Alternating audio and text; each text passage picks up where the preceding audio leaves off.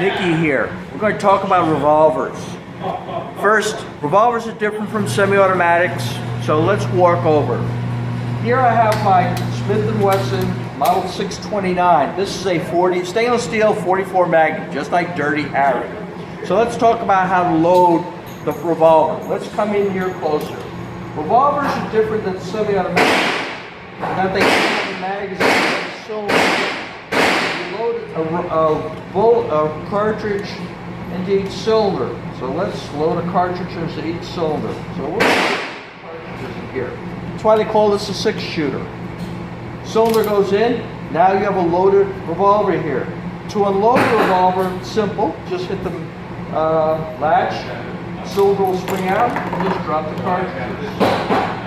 To check to see whether or not a revolver is unloaded, just open up the cylinder. It's very easy to check. So let's talk about shooting revolvers. This is what's called a double action revolver. What is double action?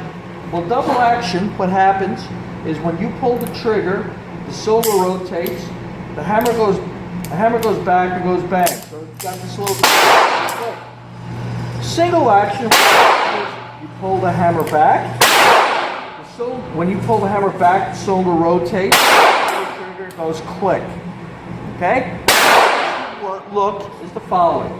You've lined up and your double action is like this. Single action something like this. With revolvers, you do have recoil and you do have flip. Firm grip of the revolver and back.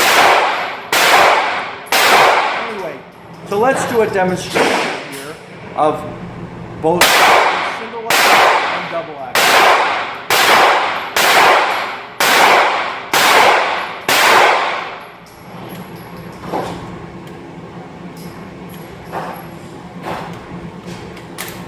First, we'll do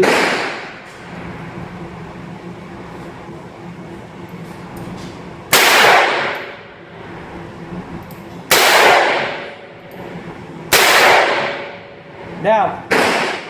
Double action shooting, you have a lot more movement, so your shots are gonna move. Single action generally is more accurate. So we're gonna do 2 shots with single action.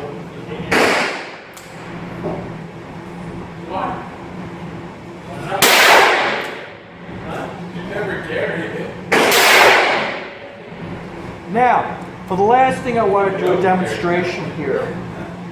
With revolvers, gases come out between the barrel and the cylinder. So what we're going to do here is I'm going to put some paper here, and we're going to do a quick little demonstration here with the last round that's in this firearm.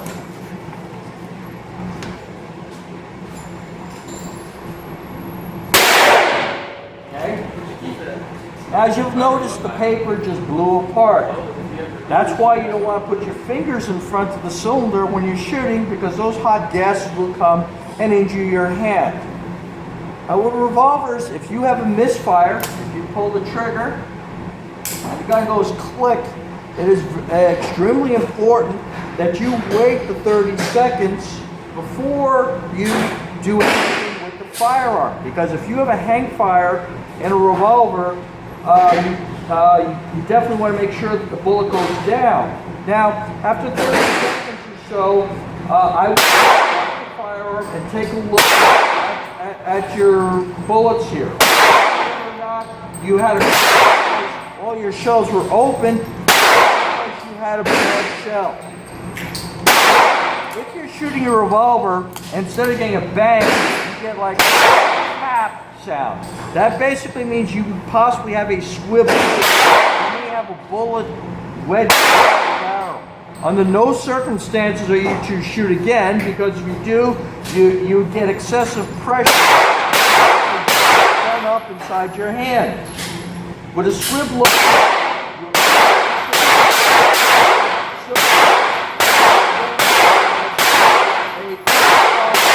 down the barrel, check to see whether obstruction.